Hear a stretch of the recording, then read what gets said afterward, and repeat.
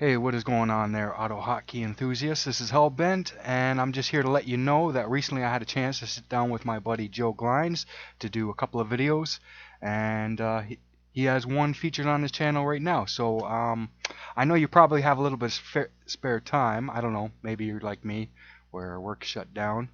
But if you have a little bit of spare time, you might want to go check it out. Also, if you do use auto hotkey for your work site, like maybe you need to do things with databases or I don't know, spreadsheets, web scraping, anything like that, you definitely want to check out Joe's channel and subscribe to him because he actually does those kind of things. Whereas me, I don't do any of that stuff. If auto hotkey disappeared tomorrow, I wouldn't be really much worse for wear. I mean, I would get bored because I like programming, but if you use auto hotkey for those kind of things, you definitely want to go check out Joe's channel and subscribe. He's been really killing it for the last year. He's been popping out where I've been falling behind. He's been popping out video after video after video after video on auto hotkey and related subjects. So go check it out.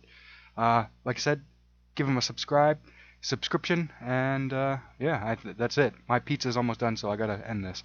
Anyways, take care. I'll see you guys on the next one.